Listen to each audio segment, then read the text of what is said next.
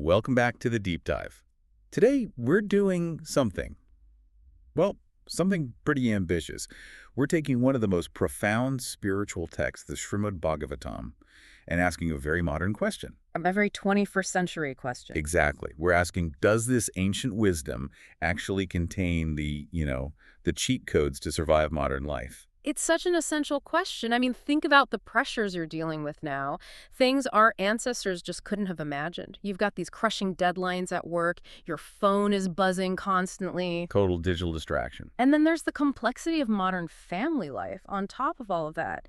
And the sources we've looked at, they make this really powerful case that the Bhagavatam isn't just a dusty old book of myths. Right, not just old stories. Not at all. They frame it as a life guide. It teaches you not just what to believe, but, and this is the crucial part, how to be. How to actually respond when life gets challenging. So that's our mission for this deep dive. We're going to try and extract that pure practical wisdom.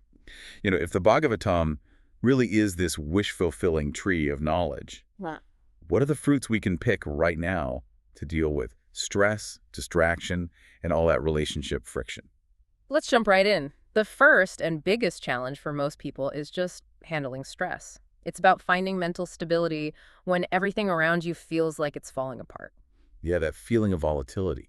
You've got intense pressure at work, maybe there are problems at home, health issues. Yeah. How do you keep your mind from just spinning out? Well, the text points us immediately to what we can call the Prahlada principle. Prahlada. Yes. I mean, if you want to talk about external volatility, this is the ultimate case study. His situation was literally life-threatening day after day, and it was coming from his own father. Right, Hiranyakashipu. Exactly.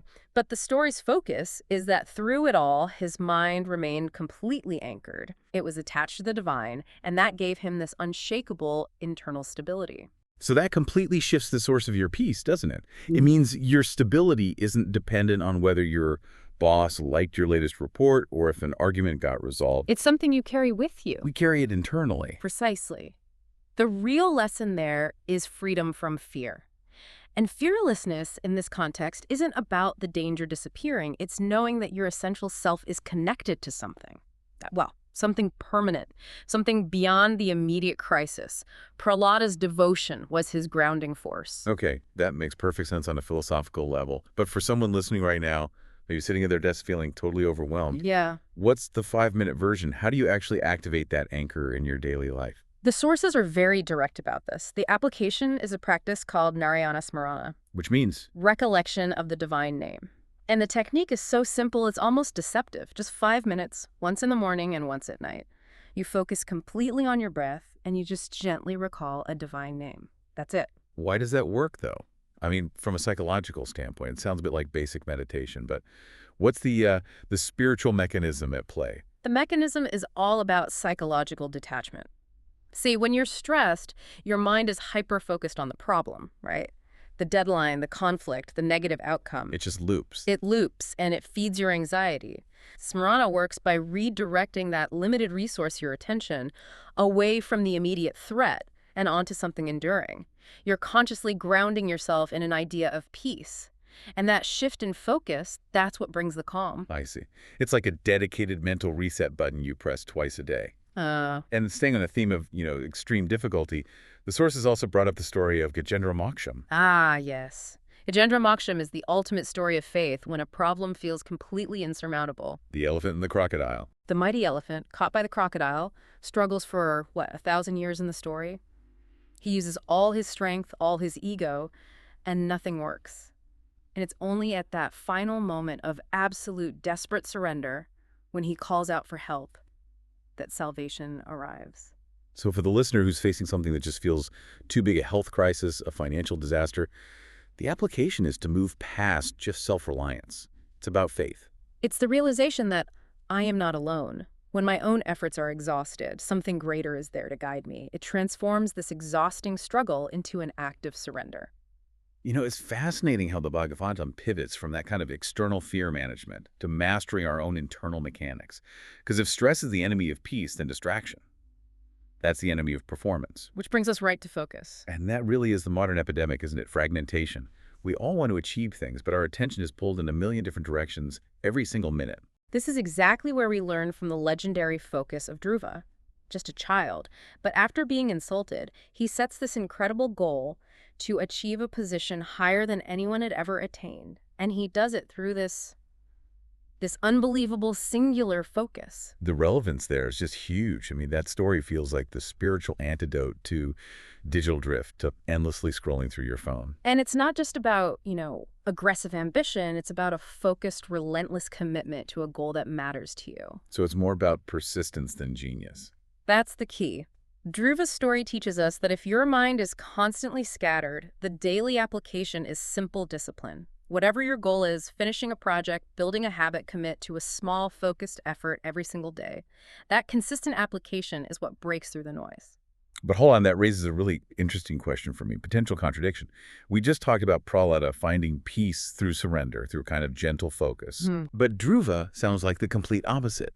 He's all about intense, aggressive determination to get a very specific result.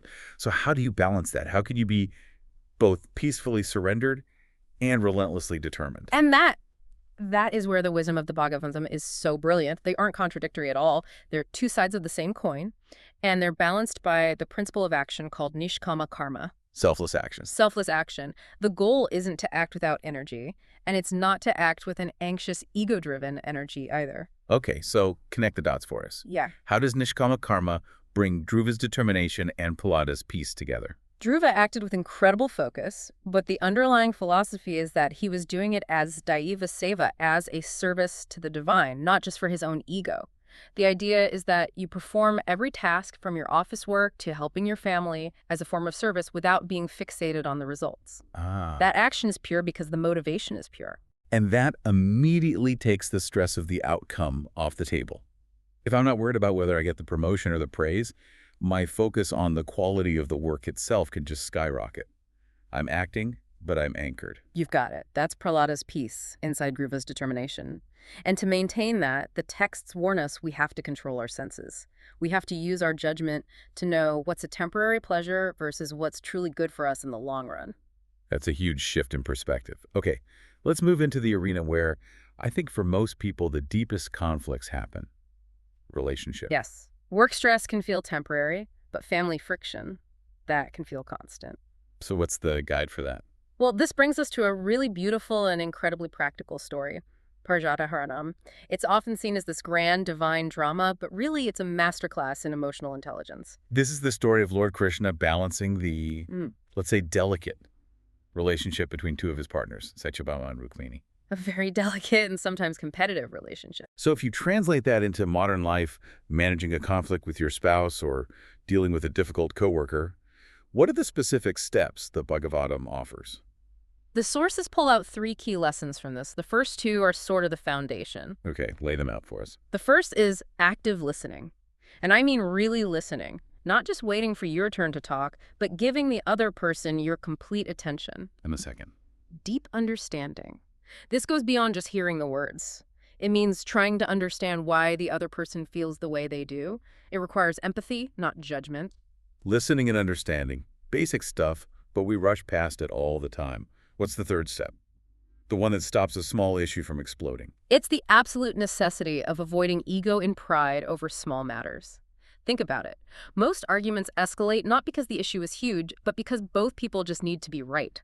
Krishna models how to put the harmony of the relationship above the need for self-assertion. That's powerful. Realizing your ego is usually the most expensive thing in the room. We can find similar lessons in other stories too. What about the story of Sudama? What does that teach us about friendship? Sudama Charitam is all about heart purity. Sudama was Krishna's childhood friend, living in desperate poverty. But he goes to see Krishna with nothing but a little puffed rice, and he never asks for anything.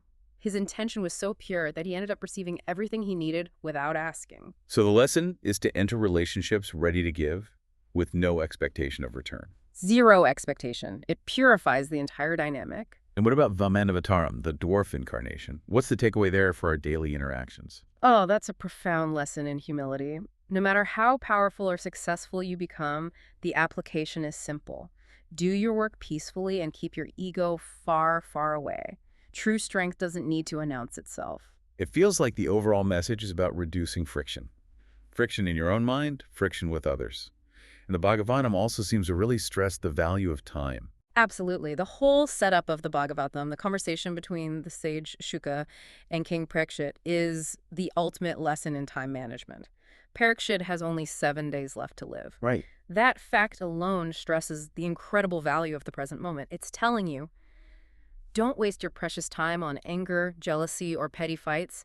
Use your time to live with love and purpose right now. And one last piece before we tie it all together. Yeah. The story of the churning of the ocean, the Amrita Manthanam. What does it teach us about effort? A critical lesson. It shows that the halahalam, the poison, always comes out before the amritam, the nectar. The bad phase comes before the reward. So those small difficulties you face aren't a sign to quit. They're just the necessary process that strengthens you before you reach success. Okay, let's bring this all home. This is fantastic. We have Prahlada's steadiness, Dhruva's focus, the humility from these relationship stories. But how does a person actually integrate all this? What's the practical daily structure? The sources offer a beautiful, simple framework. 3 steps first. The morning, 10 minutes. Use that time to read one of these stories or just recollect a Leela, one of Krishna's divine plays. It sets a focused spiritual context for your whole day. Okay, that grounds you before the chaos hits. What about when you're in the middle of it? That's step 2, the midday intervention. At least once during the day, consciously remember the mantra. I must react peacefully, not angrily. It's a tool to break that reactive cycle. Before you send that email, before you snap back, you choose peace. And the third step, to stop things from building up. The night surrender. At the end of the day, you consciously give all the events, the stresses, the failures, even the small wins to Sri Hari. You just let them go. It's an act of psychological cleansing, so today's baggage doesn't spill into tomorrow. So if we synthesize all of this, handling fear, mastering focus, finding harmony, what are the big pillars holding it all up? It boils down to 4. Love, devotion, knowledge, and detachment. And all of them have to be practiced through good conduct, through kindness and forgiveness in your daily life. That's how the inner peace becomes outer harmony. So to wrap this up, the ultimate message here is that the Bhagavatam, it isn't just a book of stories. Not at all. It's meant to be a living resource. A true, wish-fulfilling tree that gives you everything you need for a successful life through its teachings on duty, devotion, and practical spiritual wisdom. That's an incredible thought. And that makes me think about the power of just paying attention. The sources remind us that King Parikshit achieved liberation in just 7 days.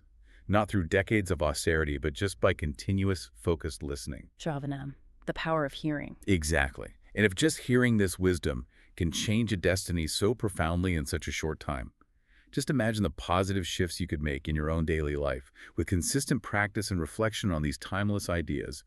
What are you going to listen to or read today?